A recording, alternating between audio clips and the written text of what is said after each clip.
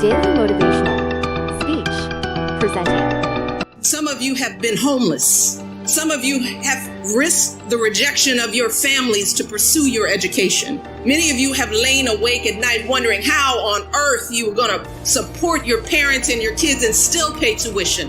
And many of you know what it's like to live not just month to month or day to day, but meal to meal. But graduates, let me tell you, you should never ever be embarrassed by those struggles. You should never view your challenges as a disadvantage. Instead, it's important for you to understand that your experience facing and overcoming adversity is actually one of your biggest advantages. And I know that because I've seen it myself, not just as a student working my way through school, but years later, before I came to the White House and I worked as a dean at a college. In that role, I encountered students who had every advantage. Their parents paid their full tuition. They lived in beautiful campus dorms. They had every material possession a college kid could want: cars, computers, spending money. But when some of them got their first bad grade, they just fell apart. They lost it because they were ill-equipped to handle their first encounter with disappointment or falling short. But graduates, as you all know, life will put many obstacles in your path that are far worse than a bad grade. You'll have unreasonable bosses and difficult clients and patients. You'll experience illnesses and losses, crises and setbacks that will come out of nowhere and knock you off your feet. But unlike so many other young people, you have already developed the resilience and the maturity that you need to pick yourself up and dust yourself off and keep moving through the pain. Keep moving forward. I've always felt a deep sense of obligation to make the biggest impact possible with this incredible platform. So I took on issues that were personal to me. Issues like helping families raise healthier kids, honoring the incredible military families that I've met out on the campaign trail, inspiring our young people to value their education and finish college. Now, some folks criticize my choices for not being bold enough, but these were my choices, my issues, and I decided to tackle them in a way that felt most authentic to me, in a way that was both substantive and strategic, but also fun and hopefully inspiring. So I immersed myself in the policy details. I worked with Congress on legislation, gave speeches to CEOs, military generals, Hollywood executives, but I also worked to ensure that my efforts would resonate with kids and families. And that meant doing things in a creative and unconventional way. So yeah, I planted a garden and hula hooped on the White House lawn with kids. I did some mom dancing on TV. I celebrated military kids with Kermit the Frog. I asked folks across the country to wear their alma mater's t-shirts for college signing day. And at the end of the day, by staying true to the me I've always known, I found that this journey has been incredibly freeing. You see, Barack and I were both raised by families who didn't have much in the way of money or material possessions, but who had given us something far more valuable: their unconditional love, their unflinching sacrifice, and the chance to go places they had never imagined for themselves. My father was a pump operator at the city water plant, and he was diagnosed with multiple sclerosis when my brother and I were young. And even as a kid, I knew there were plenty of days when he was in pain. And I knew there were plenty of mornings when it was a struggle for him to simply get out of bed. But every morning, I watched my father wake up with a smile, grab his walker, prop himself up against the bathroom sink, and slowly shave and button his uniform. And when he returned home after a long day's work, my brother and I would stand at the top of the stairs of our little apartment, patiently waiting to greet him, watching as he reached down to lift one leg and then the other to slowly climb his way into our arms. But despite these challenges, my dad hardly ever missed a day of work. He and my mom were determined to give me and my brother the kind of education they could only dream of. What has been the best advice you received from your teacher or professor? Oh, I've gotten a lot of great advice from teachers, mentors, professors throughout the years. So first of all, you gotta be open to taking some risks and not being afraid to fail.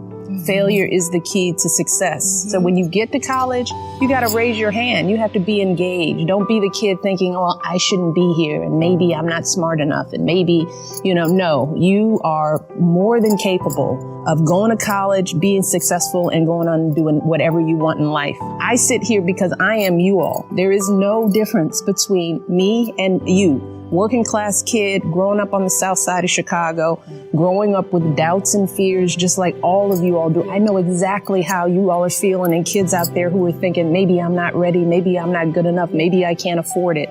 But what teachers and mentors have told me is that yes, you can and you must. So get in there and be bold with your intelligence. Raise your hand, get support when you need it. And know that we all got here because somebody helped us. I want you all to stay true to the most real, most sincere, most authentic parts of yourselves. I want you to ask those basic questions. Who do you want to be? What inspires you? How do you want to give back? And then I want you to take a deep breath and trust yourselves to chart your own course and make your mark on the world. Maybe it feels like you're supposed to go to law school, but what you really want to do is teach little kids. Maybe your parents are expecting you to come back home after you graduate, but you're feeling a pull to travel the world. I want you to listen to those thoughts. I want you to act with both your mind, but also your heart. And no matter what path you choose, I want you to make sure it's you choosing it and not someone else. We learned about dignity and decency, that how hard you work matters more than how much you make, that helping others means more than just getting ahead yourself. We learned about honesty and integrity, that the truth matters, that you don't take shortcuts or play by your own set of rules. And success doesn't count unless you earn it fair and square. Do you feel like, and I'm sure you did feel, pressure to be the first African-American first lady to, like, there's some kind of responsibility or? Well, one of the things I know from sitting in this position that every first lady feels some level of pressure. I mean, this is a big platform and you don't want to mess it up. So I wouldn't dare to compare my experience to any former first lady, but I do take the role seriously. I do, as I said in my convention speech, I know that kids are watching us. They're watching what we say, what we do, and Barack and I have tried to make sure that what kids are seeing is something that they can be proud of, because it matters. We are playing a long game here, and that change is hard.